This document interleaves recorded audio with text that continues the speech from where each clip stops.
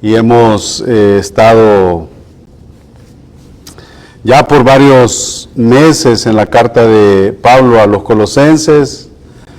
El hombre encargado de dar noticias a Pablo en su encarcelamiento ha sido, ¿quién? Ha sido Epafras.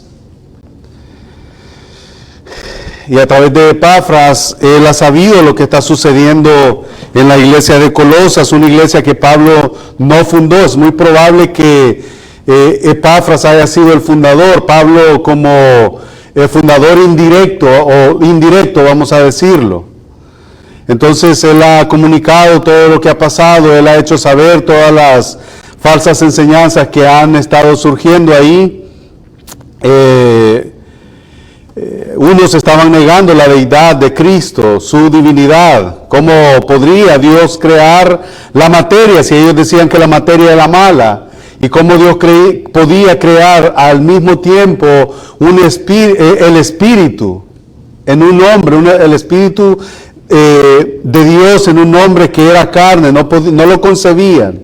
Entonces negaban la deidad de Cristo, y a lo largo de la carta él ha dicho que Cristo es suficiente, es preeminente sobre todas las cosas, que en él habita corporalmente la plenitud de la deidad.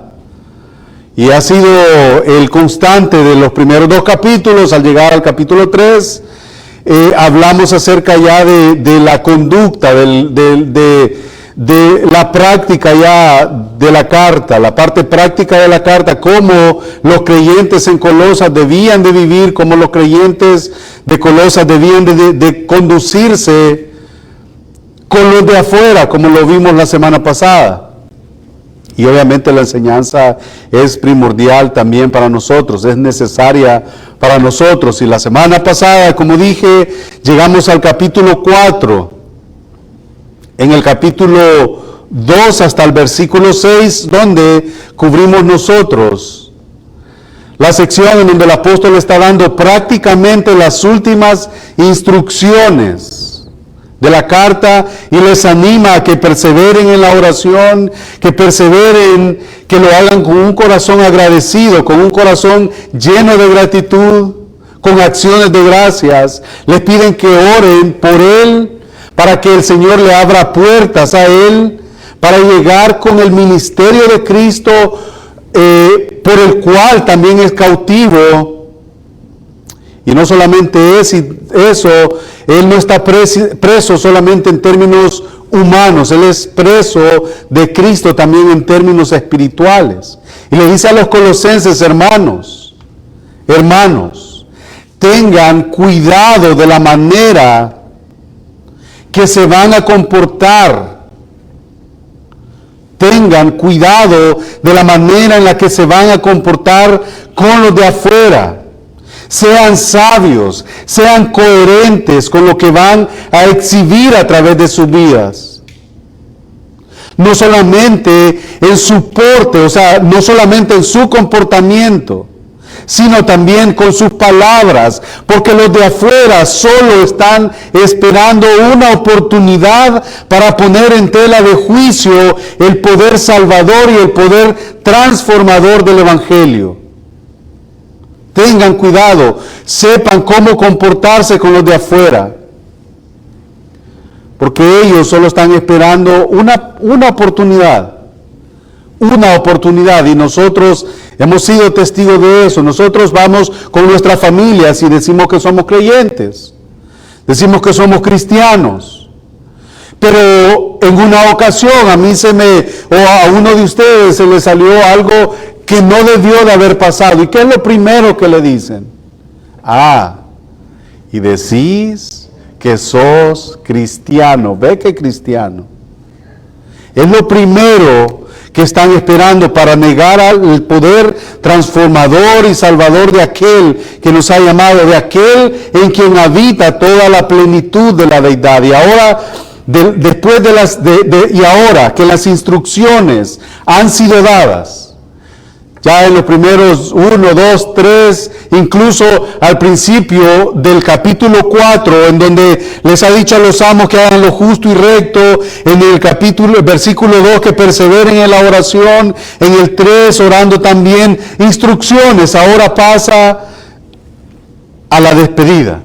Empieza ya en la despedida, empieza a mencionar, y aunque algunos de estos que va a mencionar más de alguna vez fallaron, el Señor les ha perdonado, el Señor les ha restaurado y se han mantenido fieles a su Salvador. Y yo creo que como propósito en esta tarde yo tengo que juntos veamos, vamos a estar cubriendo hasta el versículo 9 o 10 por ahí, pero vamos a mencionar dos nombres. Uno, un hombre que tenía un corazón de siervo, un corazón dispuesto, un corazón de que a pesar de que a Pablo se le había anunciado que le esperaban tribulaciones, que le esperaban prisiones, este hombre, él dijo: yo voy. Por un lado, y por otro lado vamos a estar viendo también el ejemplo de Onésimo, un hombre con un pasado oscuro, el cual Pablo menciona en su despedida. En su despedida. Para los que alguna vez escribimos una carta, nosotros sabemos los componentes de una carta.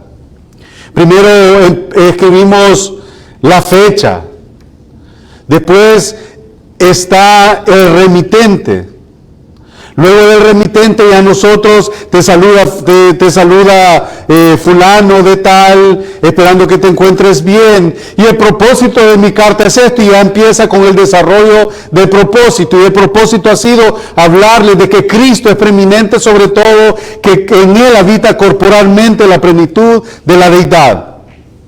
Después les ha dado instrucciones, y ahora él empieza y se refiere al destinatario e incluye a varios nombres en su despedida. Y al finalizar con la despedida, Pablo menciona a varios de sus colaboradores en su ministerio, en su encarcelamiento en Roma, y lo hace como pegando un retrato de cada uno de ellos. Y nosotros lo vamos a ver, y para eso yo quiero que vayan conmigo y vamos a leer toda la sección que abarca la despedida del apóstol Pablo, de los versículos 7 al 18. Colosenses capítulo 4, versículos del 7 al 18, dice así todo lo que se refiere de mí, después que les ha dicho en el versículo 3, orando también al mismo tiempo por nosotros, para que en el Señor nos abra puerta para la palabra, a fin de dar a conocer el misterio de Cristo, por el cual también estoy preso. Ahí llegamos con las instrucciones. Luego versículo 5 sigue, andad sabiamente para con los de afuera, redimiendo el tiempo. Sea vuestra palabra sazonada con sal, sigue con las instrucciones, para que sepáis cómo sabéis de responder a cada uno. Instrucciones. Luego, el cambio de ritmo ya en el versículo 7. Todo lo que se refiere a mí se refiere, os lo hará saber Tíquico, amado hermano y fiel ministro y consiervo en el Señor. Y como les dije, el apóstol Pablo va a mencionar una serie de nombres, en lo que a la par del nombre él va a retratar algo, y va a pegar una foto, un retrato de cada uno de ellos. Todo lo que a mí se refiere os lo hará saber Tíquico, amado hermano y fiel ministro y consiervo en el Señor. Sigue con el retrato, el cual he enviado a vosotros para esto mismo. ¿Para qué? Para que conozca lo que a vosotros se refiere y conforte vuestros corazones. Versículo 9. Ahí está el hombre con el pasado oscuro, con el cual nosotros vamos a abordarlo más tarde. Con Onésimo, amado y fiel hermano. Ya no es aquel que se fue huyendo, ya no es aquel esclavo que se fue de la casa de su amo, porque pues varios comentaristas dicen de que como Filemón era una persona pudiente, una persona que tenía sus posibilidades, este esclavo le falló a su amo tomando algo. Huye a Roma. Onésimo conoce a Pablo en Roma, es guiado al Evangelio, y de ahí el apóstol Pablo en su despedida a los colosenses lo menciona y le dice con Onésimo, menciona a dos hombres que han de ir a ellos, a los colosenses. Menciona a Tíquico, amado hermano y fiel ministro y consiervo en el Señor, y luego en el 9, y con Onésimo, amado y fiel hermano, que es uno de vosotros. Todo lo que acá pasa, ellos dos tienen la tarea de hacérselo saber a ustedes, colosenses. Luego el versículo 10, Aristarco, mi compañero de prisiones, os saluda. Y Marcos, el sobrino de Bernabé, acerca del cual habéis recibido mandamientos, si fuere a vosotros, recibidle. Y Jesús, llamado Justo, que son los únicos de la circuncisión que me ayudan en el reino de Dios y han sido para mí un consuelo. El tema de mi sermón para esta tarde es compañeros de milicia y dignos de imitar, para que nosotros entendamos lo que Pablo está diciendo ahí. Y a Jesús, llamado Justo, que son los únicos de la circuncisión que me ayudan en el reino de Dios y que han sido para mí un consuelo. Versículo 12. Os saluda Epafras, el cual es uno de vosotros, el cual vino de donde ustedes están y me ha comunicado a mí todo lo que ha pasado en la iglesia de Colosas, con ustedes ahí que han permanecido en la oración, que han abundado en amor, en acciones de gracias y todo eso. Ahora menciona a Epafras. Os saluda Epafras, el cual es uno de vosotros, siervo de Cristo. Y ahí menciona lo que ha mencionado en el capítulo 1 de Colosenses, siempre rogando encarecidamente por vosotros en sus oraciones, para que estéis firmes, perfectos y completos en todo lo que Dios quiere. Y ese fue el argumento de Pablo en el capítulo 1, si ustedes se recuerdan. Ese era el contexto del capítulo 1, Epafras rogando siempre por ellos. Versículo 13, porque de él doy testimonio de que tiene gran solicitud por vosotros. ¿Cómo no va a tener solicitud si este hombre fue allá a visitar a Pablo cuando estaba preso y le hizo saber todo lo que pasaba en Colosenses? Que habían sido hermanos fieles, que los hermanos estaban orando, estaban abundando en amor, en misericordia. Y él sigue manteniendo esa oración, pero que también es motivo por el cual Pablo sabe todas las cosas, las herejías que se están levantando en la iglesia de Colosas. Porque de él doy testimonio de que tiene gran solicitud por vosotros y por los que están en la Odisea y los que están en Hierápolis. Os saluda Lucas, el médico amado. Y como les dije, Pablo menciona nombre y pone algo ahí, algo de sus amigos. Pero la otra semana, si Dios nos permite, vamos a ver por qué es que os saluda Lucas. Versículo 12, os saluda Lucas y Demas. No hay retrato ahí, no hay nada. Solo Demas está con él. Es el que manda unos saludos ahí. Ahí está conmigo Demas, le manda saludos. Versículo 15, saludad a los hermanos que están en la Odisea, y a Ninfas y a la iglesia que está en su casa. Muchos debaten si Ninfas era una mujer o si era un hombre, pero eso lo vamos a ver la otra semana. 16, cuando esta carta haya sido leída entre vosotros, haced que también se lea en la iglesia de la Odisea, y que la de la Odisea la leáis también vosotros. Decida Arquipo, Mira que cumplas el ministerio que recibiste en el Señor. Y esto es prácticamente lo que Pablo le dijo a Timoteo: cumple tu ministerio. Lo mismo le está diciendo de Arquipo ahí. Decida Arquipo, mira que cumplas el ministerio que recibiste en el Señor. No se sabe mucho de Arquipo. 18. La salutación de mi propia mano, de Pablo. Acordaos de mis prisiones, la gracia sea con vosotros. Amén. Con eso termina la sección del capítulo 4, el apóstol Pablo. Las instrucciones han sido dadas. A mi lado están algunos hombres de quienes les voy a mencionar y que aunque algunas veces le fallaron a su Señor o me fallaron a mí en el ministerio, el Señor les ha perdonado, el Señor les ha restaurado y ellos se han mantenido fieles a su Salvador, a aquel quien les ha perdonado. En sus 13 epístolas, el apóstol Pablo varía en sus despedidas cuando nosotros examinamos cada una de ellas. Yo no sé si ustedes se han percatado, pero cuando ustedes terminan de leer una carta del apóstol Pablo, varía en la forma en la que él se despide de su audiencia original. Hay unas cartas que tienen un corte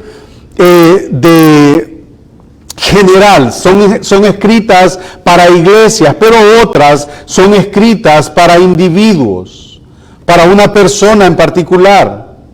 Filemón es el caso de uno de ellos, pero cuando nos referimos a la carta a los Gálatas es para una iglesia, para una comunidad. En algunas cartas se despide de una manera, en otras de otra. En algunas dice: os saluda a los que están conmigo. En otras dice solamente un par de nombres. Por ejemplo, en el caso de Gálatas no menciona ningún nombre. En el Gálatas 6:18 solamente dice: hermanos, la gracia de nuestro Señor Jesucristo sea con vuestro espíritu. Amén. Hasta ahí. No menciona nombres. En otra carta en donde se extiende, al igual que en Colosenses, en su despedida, con los nombres de gente cercana a él, es en la carta que le escribe a los romanos, en su capítulo 16, y ustedes pueden revisar en el capítulo 16 de Romanos, él menciona muchos nombres igualmente, pone retratos a la par de los nombres ahí, de manera que aquí resalta la labor de algunos héroes olvidados del Nuevo Testamento, poniendo como ejemplo la vida de cada uno de ellos para los receptores de la carta. Y eso de las despedidas que Pablo hace: este hombre siempre ha estado a mi lado. Obviamente eso tiene que ser de beneficio para nosotros. ¿Cómo es que estos hombres, a pesar de los peligros que podrían enfrentar, ellos fueron fieles? Otro, como Onésimo, el caso de Onésimo, ¿quién de nosotros tiene un pasado blanco? Pero sin embargo, Onésimo llega, se arrepiente, es un fiel ministro con Pablo. Y eso también tiene que confortar nuestro corazón, tiene que también llenarnos de esperanzas con el mensaje del Evangelio. Como es frecuente en sus cartas, aquí el apóstol Pablo muestra su lado sensible, su lado cálido: hijitos míos, amados míos. Su lado sensible, su lado cálido en sus relaciones personales con sus hermanos, como ya lo dije en el capítulo 16 de Romanos. Pablo sabía que estar rodeado de personas como estos que él menciona era indispensable y de gran valor para su ministerio, como también lo es para cada ministerio y para cada ministro en la actualidad. Nosotros no podemos vagar y ir en el Evangelio como llaneros solitarios. No lo puede hacer el que predica y no lo puede hacer tampoco el miembro de la iglesia. Sea la labor que sea dentro del cuerpo de Cristo, no se puede estar solo. Nadie puede llevar las cargas solo. Los siervos de Dios siempre han dependido de la ayuda de otros para poder apoyarse y sostenerse. En Éxodo, en el Antiguo Testamento, en Éxodo 17, vemos cómo aquel hombre que Dios usó, que sacó al pueblo de Israel de la esclavitud de Egipto, me refiero a Moisés, cómo este hombre, nosotros vemos con claridad la necesidad que él tenía de otros hombres que estuvieran al lado de él. Capítulo 17, versículos del 8 al 13 del libro de Éxodo. Entonces vino Amalek y peleó contra Israel en Refidim, dice la Escritura. Y dijo Moisés a Josué: escógenos varones y sal a pelear contra Amalek. Mañana yo estaré sobre la cumbre del collado y la vara de Dios en mi mano. E hizo Josué como le dijo Moisés, peleando contra Amalek, y Moisés, Aarón y Hur subieron a la cumbre del collado. Y sucedía que cuando alzaba Moisés su mano, Israel prevalecía, mas cuando él bajaba su mano, prevalecía ¿quién? Amalek, aquel que estaba luchando en contra del pueblo. Versículo 12. Y las manos de Moisés se cansaban y las manos de Moisés se cansaban, por lo que tomaron una piedra y la pusieron debajo de él, y se sentó Moisés sobre ella, y Aarón y Hur sostenían sus manos, el uno de un lado y el otro del otro. Así hubo en sus manos firmeza hasta que se puso el sol, hasta que amaneció. ¿Y qué pasó? Y Josué deshizo a Amalek y a su pueblo a filo de espada. Al final, Moisés salió triunfante en esta batalla. ¿Por qué? Necesitaba de hombres. ¿Qué hizo Aarón y qué hizo Hur? Sostenían sus manos. Moisés, al igual que Pablo, sabía que solo no podía llevar la carga, no podía realizar la labor en el reino de Dios. En otra ocasión, también en el Antiguo Testamento, en el libro de Números, nosotros vemos cómo Moisés está hastiado de que el pueblo está saliendo de la esclavitud, de servidumbre de Faraón. Ellos están siendo guiados a la tierra prometida, y este pueblo va quejándose. Y en esta ocasión, en el capítulo 11, vemos cómo Moisés está hastiado por las quejas continuas de los israelitas. Dios les ha sacado de Egipto, pero ellos continuamente están quejándose. Y en esta ocasión dicen: ¿quién nos diera de comer carne? Ellos se acuerdan que en Egipto comían pescado y comían de gratis. Ahí decía de balde, ellos comían pescado de balde. Habla también la Escritura en el capítulo 11 de Números que ellos comían pepinos, comían melones, tenían cebollas, tenían otra cosa que menciona ahí la Escritura que no sé qué es. Pero ellos dicen que estaban bien, y Moisés, al escuchar todas estas quejas, empieza a argumentar con Dios y dice en el capítulo 11, versículo 11 de Números: y dijo Moisés a Jehová: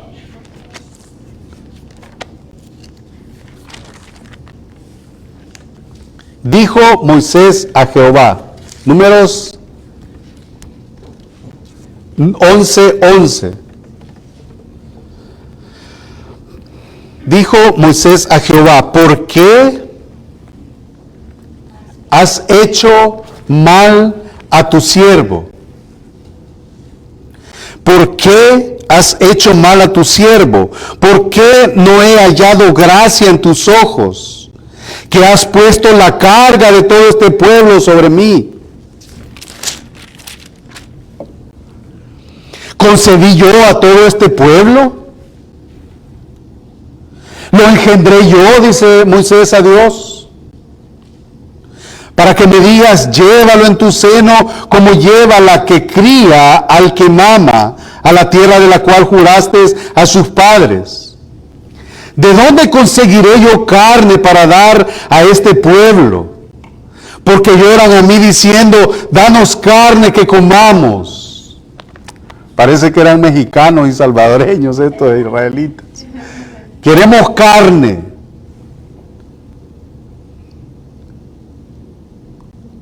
Lloran a mí diciendo, danos carne que comamos. Versículo 14, no puedo yo solo soportar a todo este pueblo que me es pesado en demasía. Y si así lo haces tú conmigo, yo te ruego, dice Moisés a Dios, que me des muerte, si he hallado gracia en tus ojos, y que yo no vea mi mal. ¿Se imaginan la consecuencia de alguien quejadumbroso? Lleva a otro a sacar su corazón también quejadumbroso. El pueblo quejándose, y lleva a Moisés también a argumentar con Dios. Pero mire la respuesta en el versículo 16. Mire cómo Dios responde a Moisés. Él le ofrece ayuda. Versículo 16 del capítulo 11 de Números.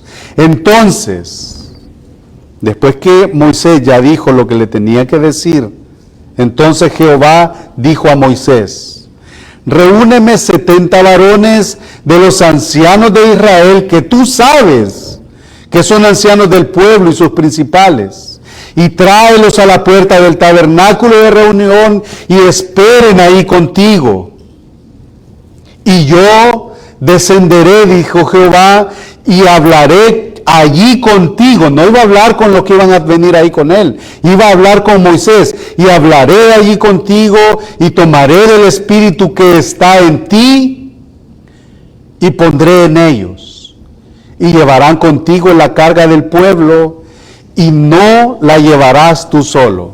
Una vez más, no podemos solos.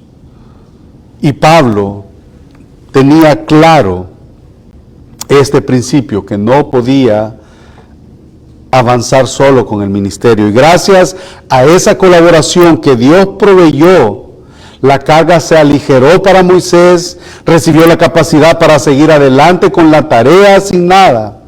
Y la iglesia y sus líderes son más efectivos cuando recibimos la ayuda de otros. Y eso nosotros lo podemos ver en nuestro contexto. En nuestro contexto, alguien que esté aquí al frente no va a poder solo, necesita de alguien que ponga aquí, que mueva allá, que quite aquí, todas estas cosas, de organizar todo lo que se refiere a la iglesia. Esa es la importancia en la pluralidad de ancianos en la iglesia, y la Escritura habla de esto. Esa es la importancia de los diáconos en la iglesia, la Escritura también habla de eso. Y eso es lo que leemos en Proverbios capítulo 27, versículo 17, que un hombre solo no puede, o alguien solo, sea pastor o sea miembro de una iglesia, solo no puede llevar las cargas de nadie, ni tampoco las suyas. Capítulo 27, versículo 17 de Proverbios dice, hierro con hierro se aguza, y así el hombre aguza el rostro de su amigo.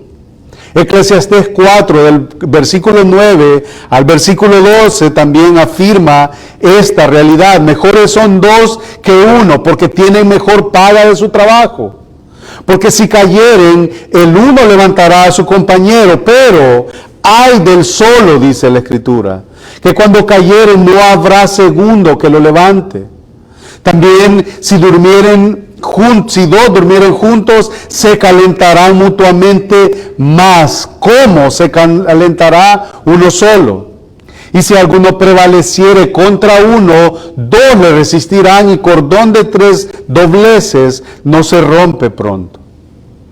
Pablo menciona a los hombres que eran comunes y corrientes como nosotros, débiles como nosotros, pero que estaban comprometidos con la obra del ministerio, que fueron de vital importancia. Y en su lista el apóstol comienza mencionando a un hombre que se ve mencionado por primera vez en el libro de los Hechos, capítulo 20, versículo 4.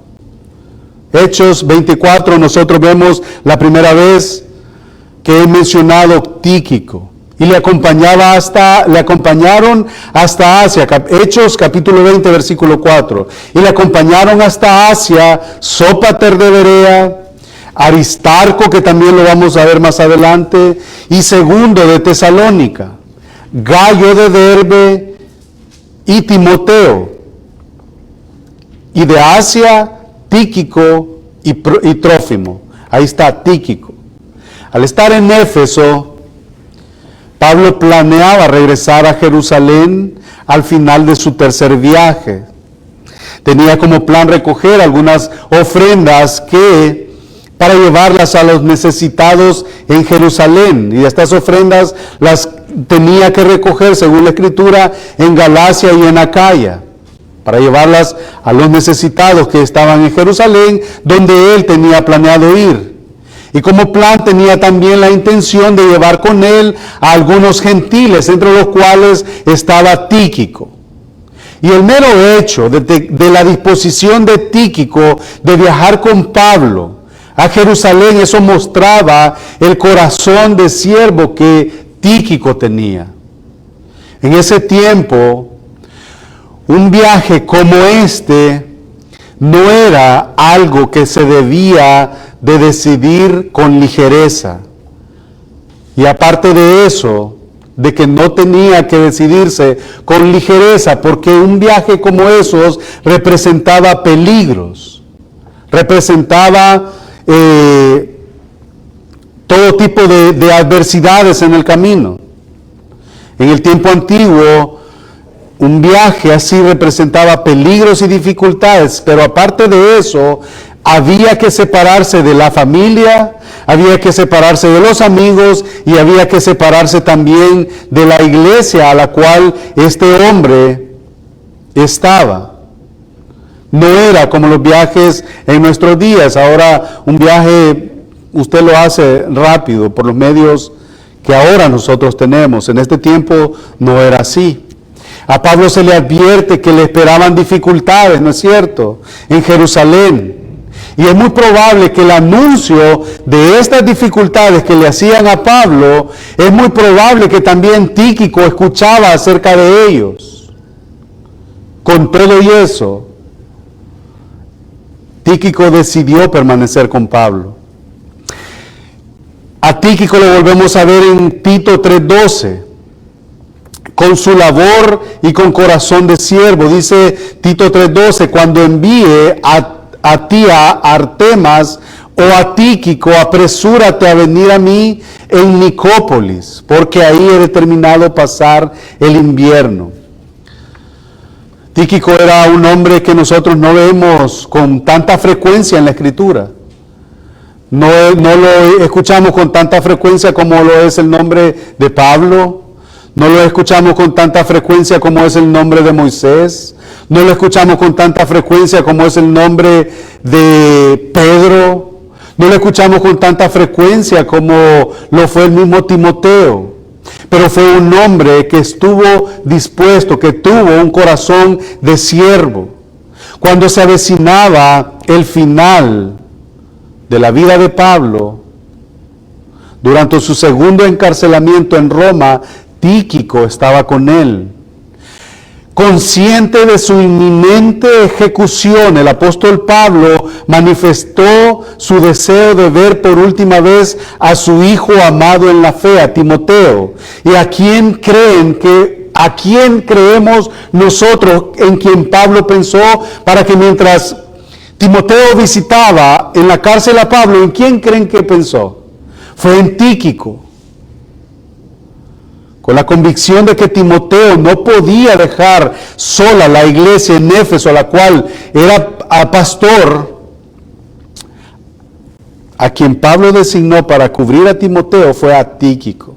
Su nombre una vez más aparece como un hombre de confianza en la mente de Pablo. Segunda de Timoteo 4 dice, versículo 9, procura venir pronto a verme, le dice Pablo a Timoteo, y entonces en el versículo 12, a Tíquico lo envié a Efeso, o sea, para que esté en lugar tuyo, ahí está este hombre que es de confianza mía, y no lo vemos muchas veces, no lo escuchamos con tanta frecuencia. Este hombre no solo entregó la epístola a los colosenses, porque él lleva la epístola que Pablo le ha escrito a estos hermanos colosenses, sino que también trajo noticias a ellos para hacerles saber, como dice el versículo 7, Colosenses 4, versículo 7,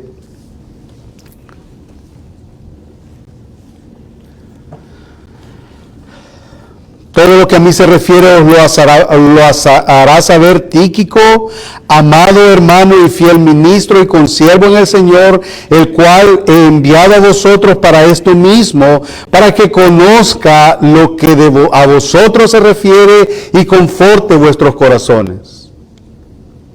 Este hombre no solo entregó esta epístola a los colosenses, sino también trajo noticias a ellos para hacerles saber todo a lo que a Pablo se refiere. Esto incluye, o podía incluir, informes acerca de la salud de Pablo, acerca de sus esperanzas en sus proyectos en el futuro. Aparte de eso, también confortaría su corazón a través de las palabras de ánimo que vendrían por encargo de Pablo con estos dos hombres, Tíquico y Onésimo. Pablo cita 3 cualidades de este hombre, de Tíquico, que lo hacían apto para ser enviado personal. Un hombre con un corazón de siervo y sobre todo un hombre con una labor muy especial, pero a la vez muy discreto. Otra vez, no sonaba mucho. Él dice de Tíquico, amado hermano, formaba parte de la familia de creyentes, su carácter le hacía merecedor de ser llamado amado, nada más y nada menos que por Pablo. Otra segunda cualidad, fiel ministro, aunque lo describe también como un fiel ministro, nunca alcanzó una gran fama, una vez más, un papel discreto. Nunca alcanzó un papel prominente, pero ejerció un importante servicio, no solamente para Pablo, sino también para las iglesias, y también le llama fiel administrador, y ese es el más alto elogio que alguien puede recibir. Este es fiel. Yo puedo confiar ciegamente porque él es fiel. Primera de Corintios 4, del 1 al 2 dice, así pues, téngannos los hombres por servidores de Cristo y administradores de los misterios de Dios. Ahora bien, se requiere de los administradores que cada uno sea hallado fiel. Y Tíquico contaba con ese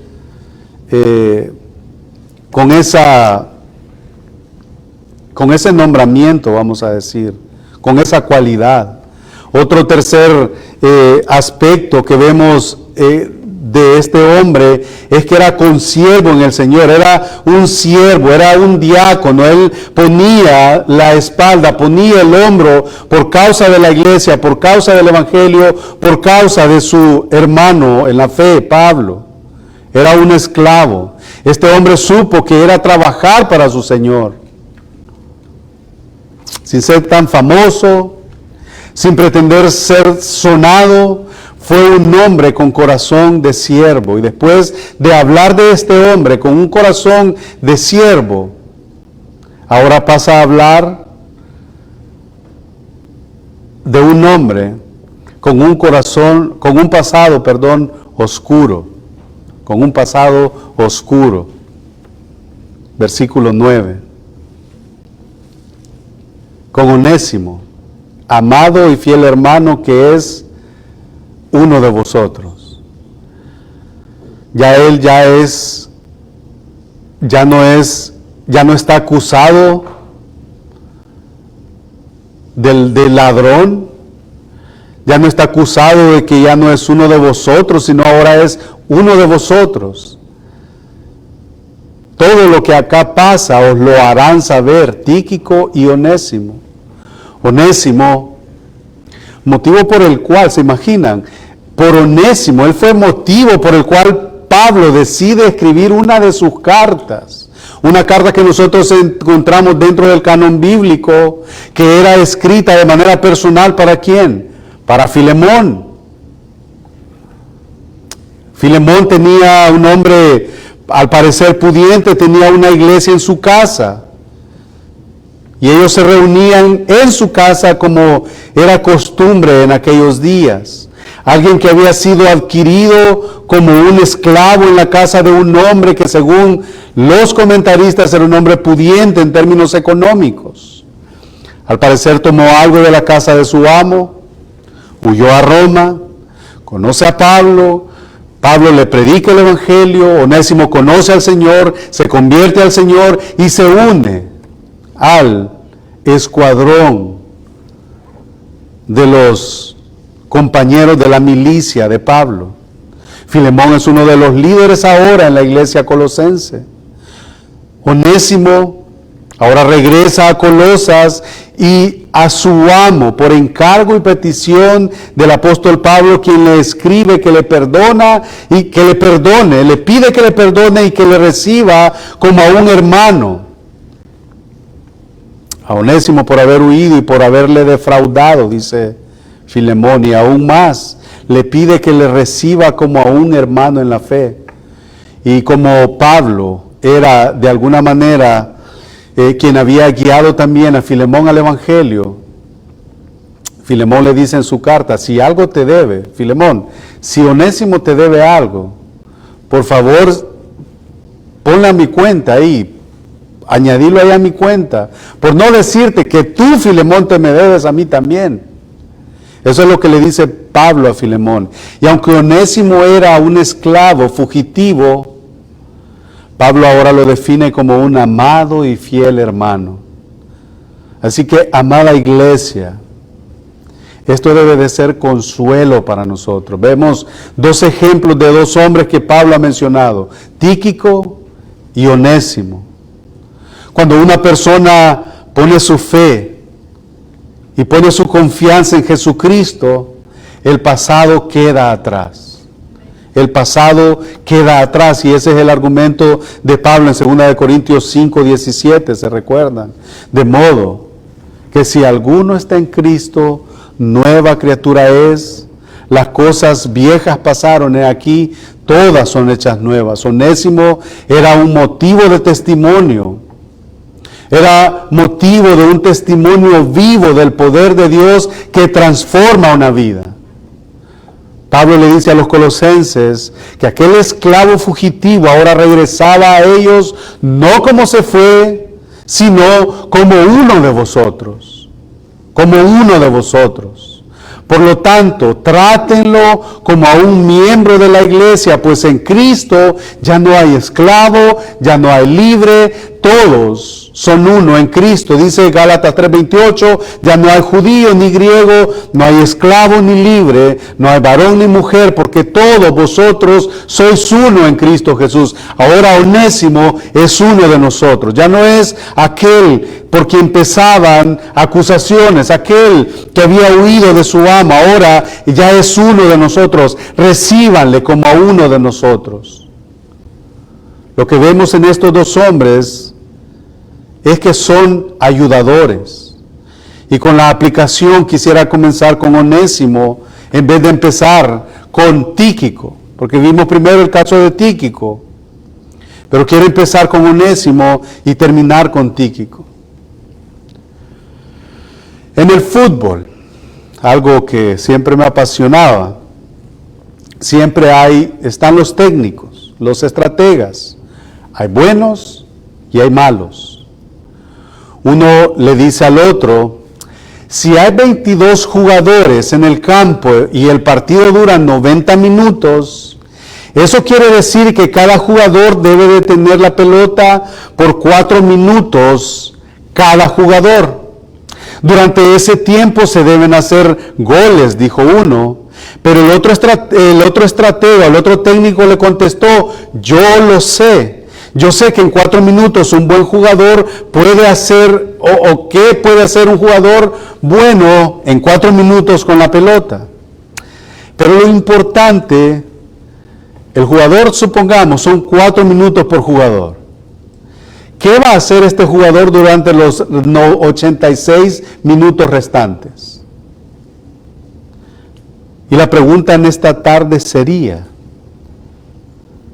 ¿qué vas a hacer o qué vamos a hacer si alguien más tiene el balón?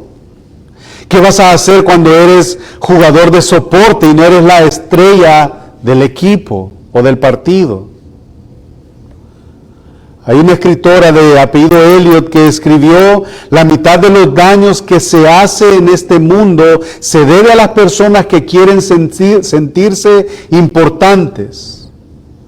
Pero ella subraya, no es su intención hacer daño, pero el daño que se ha hecho ni les interesa, no les molesta, o no lo ven, o lo justifican porque son absorbidos por la interminable lucha de pensar bien sobre ellos mismos. En esta frase se centra el apóstol Pablo y mira desde afuera a todas las personas que quieren pensar bien de sí mismos, pretender ser la estrella del partido. El apóstol nos habla aquí acerca de qué hacer cuando tenemos la pelota o cuando tenemos nosotros el deber de hacer algo, pero seguimos dentro del juego. 2 designaciones a todos aquellos que corren durante 90 minutos o corremos esta vida como creyentes. Aún podemos hacerlo sin haber participado del juego, en este caso con el ejemplo que yo estoy poniendo. Pueda que alguien no suene mucho, pueda que usted vea en una iglesia que usted está o entre nuestra iglesia, pueda que haya alguien que nadie le ve, nadie le mira, nadie reconoce su labor, nadie reconoce su trabajo. Él anda ahí limpiando aquí, arreglando allá y nadie lo mira. Pasa con un papel dentro del reino de Dios, con un papel discreto. No se preocupe si nadie reconoce su labor, si nadie menciona su nombre. Ahí tenemos el ejemplo de Tíquico. Un hombre con un corazón compasivo. Ahora un hombre con una segunda oportunidad. ¡Qué glorioso evangelio! Hermanos, hermanas, no importa si nadie reconoce su labor. La carta nos ha enseñado eso. Todo lo que hagamos, sea de palabra o sea de hecho, que dice que tenemos que hacerlo para la gloria de Dios, como lo hizo Tíquico. Hermano, hermana, ¿tiene miedo porque qué pensarán de usted porque le ha fallado al Señor como Onésimo? ¿O porque le ha fallado al Señor como yo le he fallado? ¿Tiene temor de eso? Bendito evangelio. Las puertas del perdón, las puertas de la salvación están abiertas de par en par. Lo único que hay que hacer es venir a Cristo en arrepentimiento, en fe, no con remordimiento, sino con arrepentimiento y descansar en la obra de nuestro Señor Jesucristo. Esa es la verdad que nos enseña Primera de Juan 2, versículo 1 y versículo 2. Hijitos míos, estas cosas os escribo para que no pequéis. Y si alguno hubiere pecado, abogado tenemos para con el Padre, a Jesucristo el justo. ¿Por qué? Porque Él es la propiciación por nuestros pecados, y no solamente individualmente, sino para todo aquel que quiera venir a Él arrepentido de su pecado, reconociendo su bancarrota espiritual. Ese es el poder del Evangelio. Uno que ha reconocido que el Señor le ha salvado y por eso tiene un corazón dispuesto a servir, como el de Tíquico. No le importó los peligros que iba a pasar al acompañar a Pablo en su viaje. No le importó. Tampoco a Onésimo le importó el qué dirán. Yo vengo de robarle a alguien, yo vengo con un pasado oscuro, pero sé a quién acudir. Acudió a Cristo. Y ese también es la invitación, y ese es el llamado también para cada uno de nosotros. Un corazón compasivo, un corazón de siervo, y un corazón que sabe que lo que hizo ya quedó atrás, y que de ahora en adelante es una nueva criatura. Vamos a orar. Padre bendito,